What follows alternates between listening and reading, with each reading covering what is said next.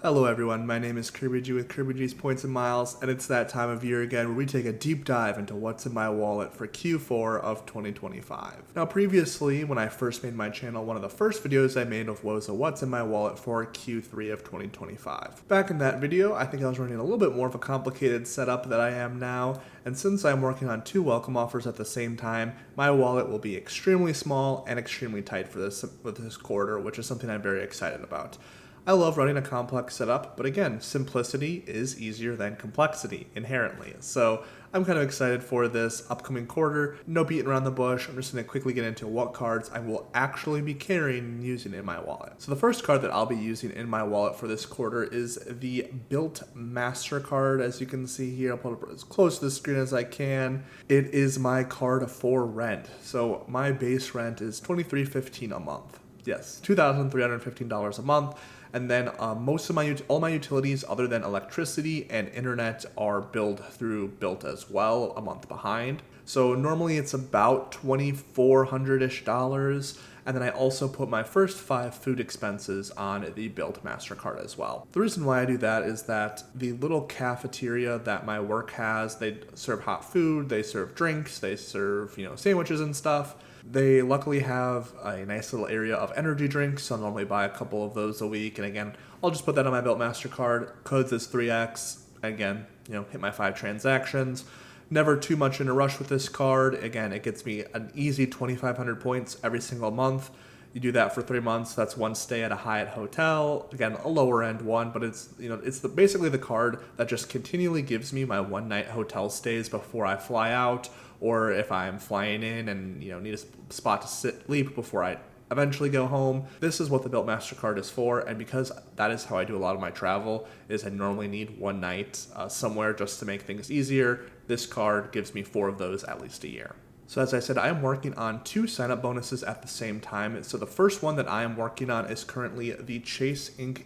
Business Cash Card. I have a 2-tranched welcome offer. So it's spend $3,000 in the first 3 months for 35,000 Ultimate Rewards points, and then spend another $3,000 in a total of 6 months for another 40,000 Ultimate Rewards points. Now, unfortunately, I did apply for this card about 2 weeks before the Chase Inc. cards got a upgrade to a 90,000 point welcome bonus. In a previous video, I talked about how when I tried to product change to that specific sign-up bonus, the first Chase rep I called told me that that was something we could absolutely do, and just told me that it would take a few days to update.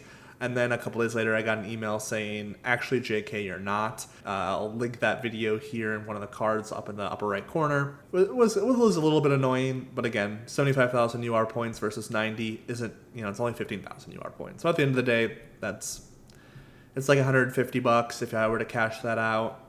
Oh, wow. But mostly what I'm using this card for, at least I was it's 2x on dining. I was just using it as my dining card, as well as just kind of a little bit of an everything card. There were some specific Chase offers that I've already taken advantage of. I think I got like 10% off at Outback Steakhouse. That was pretty awesome. And I know there is a couple other places that I was able to take advantage of the Chase offers as well. I just add them all to my card, and a couple times I was fortunate enough that, oh, hey, this coded. That's cool. I also do a little bit of shenanigans with gift cards, nothing too crazy. If I'm going to buy something on Amazon, I will go to Staples where it codes as 5x, buy an Amazon gift card, and then use that gift card to make the purchase. Again, nothing too nefarious. If I can get 5x on a purchase, I live right near Staples. Since it's so close, I'm never going out of my way. So the next card that I'm working on a welcome bonus for is the Amex Green card. It is my newest addition to my wallet. I just got a nice upgraded offer of 50,000 points for spending $3,000 in the first 6 months. I have no worries about hitting this welcome offer. The Amex Green card will be a new powerhouse in my wallet, again becoming my new travel, transit, and dining card. Again, I actually just purchased Clears. That's $209 towards the welcome bonus gone, and I'm hoping that code's here in the next couple of days to give me my credit. And again, how am I balancing 2 welcome bonuses at the same time? Well, even though I just got the Amex Green card, I'm still going to be putting all of my spend possible on the Chase Inc. Cash right now, just because I need to spend another $900 by November 19th to hit the first tranche of that welcome offer. And then once I hit that first tranche, I will move over to the Amex Green card for just about everything. And then I'll kind of use those two cards in tandem, saying, hey, if it codes as 3x for the Amex Green card, I'll use that green card. If it codes as 5x for the Chasing Cash, I'll use the Chasing Cash. And if it is a 1x card, I will use whatever card I feel like using at the moment. As I mentioned in a previous video, I do have a $1,200 car insurance payment coming up here at the end of November, early December. And so whatever card I'm just going to kind of use both cards. And if there's a card that's $1,200 away from being completed, boom, one shot, it is gone. And then I'll use the rest of that other card for the rest of the year. With Christmas coming up, I have no issues really hitting these welcome bonuses by the end of the year. And if they bleed into January, that's fine. I believe the Chasing Cash expires February 19th for the second tranche of the offer. I have some time in March for the Amex Green card. These are the only two cards that I'll be using. I will not be getting the max value for every purchase. There's going to be a lot of 1x purchases that I'll be getting, but because I'm working on a welcome bonus, I'm not too worried about it. I also want to mention a couple one-use cases for cards that I'll still be keeping in my wallet. So the first one will be the IHG Premier One Rewards business card through Chase. So I just got the welcome bonus earlier this year for 140,000 IHG points. I'm now sitting around 220,000 IHG points with platinum status. Originally, I was going to use these points for a trip to the Caribbean at the Kimpton Sapphire and the Grand Caymans. Another place, I always like to shout out Uncle Luke there for kind of putting me on that resort. It looks absolutely beautiful. But my buddy decided to change his plans when he actually paid off all of his student loans and suggested we go to a Hyatt all-inclusive instead. So again, that's what we'll be doing. And so while I don't have a direct use case for these points anymore, I still plan on probably going to the Grand Caymans. Hopefully the Kimpton Sapphire doesn't get devalued by then. You never know. But I definitely have enough points for a nice 4-night stay. I'm probably looking to do that in maybe March or April. So again, this card will be still used for purchases like gas because it does get 5x IHG points at gas stations. So while I'll still be leaning towards the Amex Green card and Chasing Cash, if I feel like I have no problem hitting those welcome offers, which currently I'm not in any worry or rush right now, I will still use the IHG card for my gas station purchases. So another card I have a one use case for is the Chase Sapphire Preferred. Now, I do actually utilize this card's DoorDash credit every month for delivery for some groceries. I'm kind of against the idea of DoorDash just because I'm like, stop being lazy, go grab things yourself. But there have been some specific use cases where I've kind of come around on DoorDash just a little while. There's certain times where I just can't leave my apartment, or I am waiting specifically on something, or I am just a little too lazy.